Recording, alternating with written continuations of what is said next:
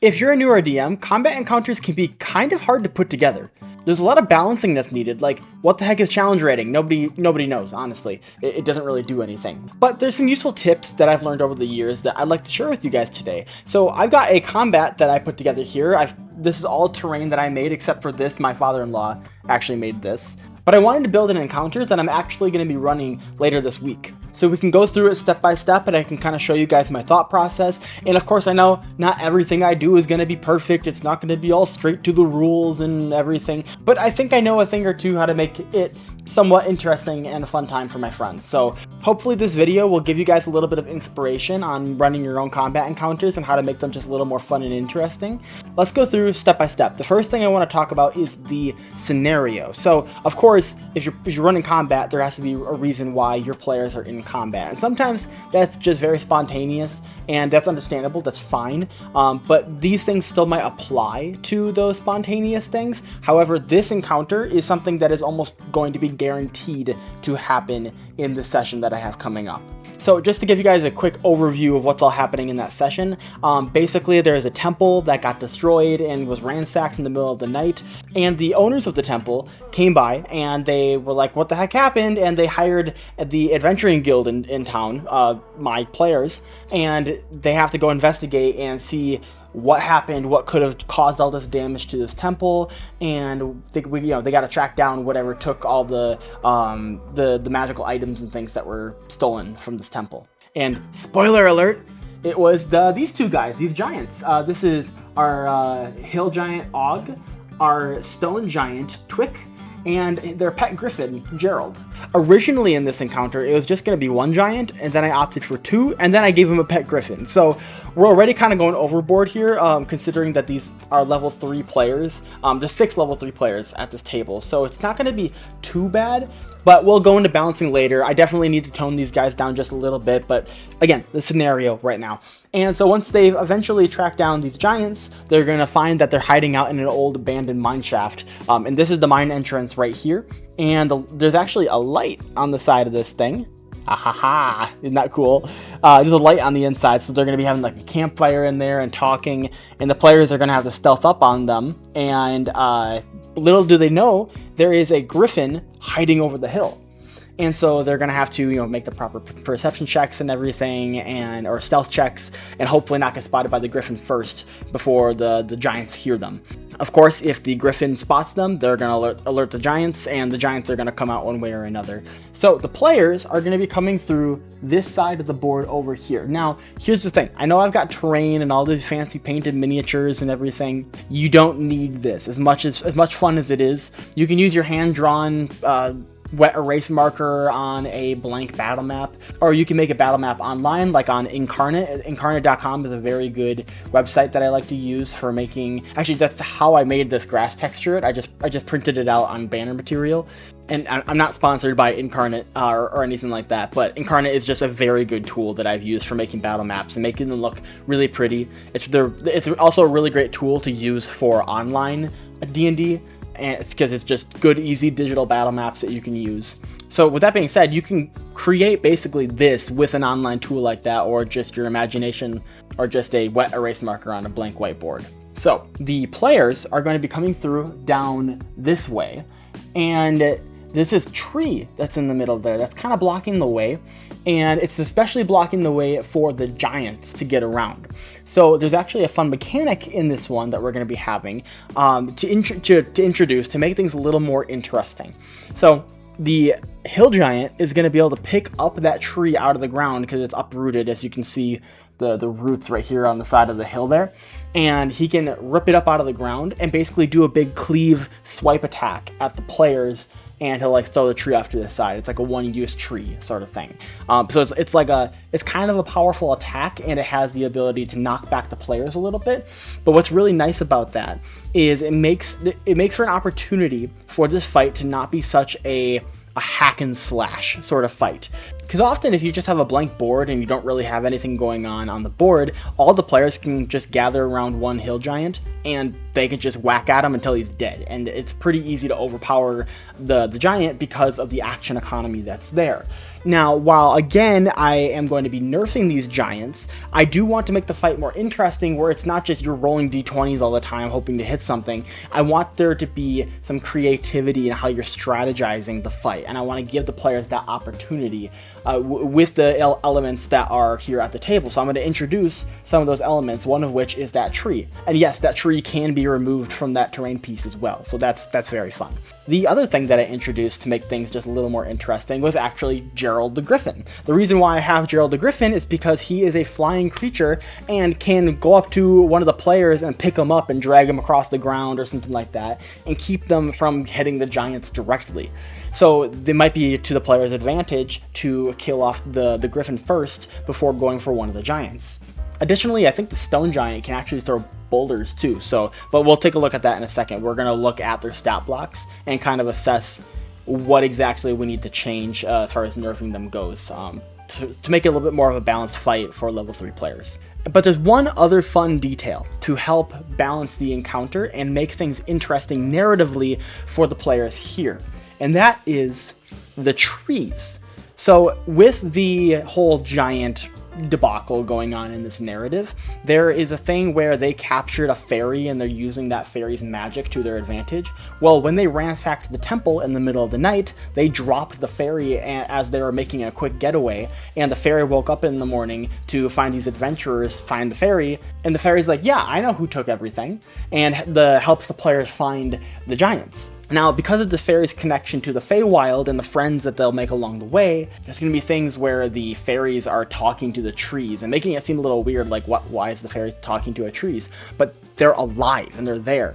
So if the players think of it, or if it's to the fairy's advantage, if I think the encounter is going south, like I didn't balance it enough, the players or the fairy can talk to the trees and roll persuasion and say, hey, wake up, we need your help. Whenever a giant passes by a tree, it takes an opportunity attack from the tree, because the trees come to life and they're helping the players defeat the giants, and then they go back to being dormant again. But that's something where it's so simple, where the terrain suddenly becomes a mechanic in the encounter. So just adding those few different elements in just makes it that it's not a huge just hack and slash and go beat up the one guy, then go beat up the next guy or whatever. The players are going to have to get really creative and think about how they're going to go about their encounter. So now let's talk about balancing. So there's a really weird general rule of thumb that does not work most of the time, so do not take this as gospel truth in this scenario. What I like to do with the challenge rating is treat it almost like as if it's a character level. So a challenge rating 2 Griffin is a level 2 Griffin. So in that case, if you want to make something balanced, you match the amount of challenge rating of all the enemies to the amount of levels combined of all the players. So in this case, all 6 of my level 3 players is going to be 18 levels combined, and the challenge ratings of my CR2 Griffin, my CR5 Hill Giant, and my CR7 Stone Giant are 14. So technically, if we're going off of that metric, then they're underbalanced in this scenario. However, that's not exactly the case, because again, challenge rating is just so finicky and it's not really reliable. So like let's take a look at some of the details here for a second. So the Griffin is actually pretty fine. Like HP 59, that might be something that could be bumped down just a little bit. That seems a little high, especially for 3 different enemies that the players are gonna have to be fighting, and for something that's so kind of inconsequential. But we'll look back at that in a little bit. The main concern is the giants at the moment. The Hill Giant has an AC of 13. Okay, that's fine. That's actually really low, so that's pretty manageable. The HP is 105. I think that's pretty doable. He is a little bit of a speedy boy because he's so big. He has a speed of 40 feet, which is a little terrifying considering that he has a 3x3 base, so he's moving quite quickly. He also has multi-attack. Now that's the one thing we're gonna have to look at, because the attacks are the most concerning part at the moment. So they get a +8 on their attack rolls, but their damage with their tree club is 3d8 +5. Now here's the thing about that. That means that the max amount of damage that a Hill Giant can roll on one attack is 29 damage. he has multi-attack, which means he's going to do double that, so almost 60 damage by the end of his turn if he's attacking one character. Our level 3 characters only have about 30 health. So there's a couple things we could do here to help balance this out just a little bit more. We could get rid of the multi-attack, or we could lower the damage of the club, whatever works there. Same thing with the Trash Lob. That's 2d10 plus 5 bludgeoning damage. And the target has the poison condition until the end of its turn. So that's a lot. So what we're going to do here in this scenario is we're probably going to keep the multi-attack, because again, that kind of helps with the action economy. All of our enemies in this scenario have multi-attack, so that means that they're doing 6 attacks per turn. None of our level 3 characters have multi-attack yet at this point, so that makes it that the enemies and the players are both doing the same output of attacks. Now, we do want to make the Hill Giant still strong and menacing and a little bit of a pain to deal with. So what I think we're going to do here is we're going to make that Tree Club do 3d6 plus 5 bludgeoning damage. And as far as the Trash Lob goes, we'll make that do 2d8. The poison condition, I'm not so sure about. I'm not sure if it needs that. But again, that would add something a little interesting to the encounter. So I'll come back to that. I'll think about that one. Now, the Stone Giant is a little bit of a different story here because he's a little beefy. His AC is 17, which is pretty high, but it's not like too bad for this encounter. But again, with the amount of HP that's going on and the amount of enemies that they're facing and the damage output that's going on here, we might have to bump that AC down 1. Again, he has multi-attack, and then we got the Stone Club, which has a plus 9 to hit, and 3d10 plus 6 bludgeoning damage. That's a possibility to do 72 damage as a perfect attack. And then a 2d8 plus 6 bludgeoning damage boulder. The 2d8 plus 6 on the boulder is actually pretty good, especially since we nerfed the Trash Lob on the last guy. So I think what we're going to do is the Stone Club, we are going to nerf down to actually the same as the Tree Club, and we're going to do 2d8 plus 6, which is not the same as the Tree Club. The Tree Club was plus 5, but that 1 extra damage is just because it's stone, basically.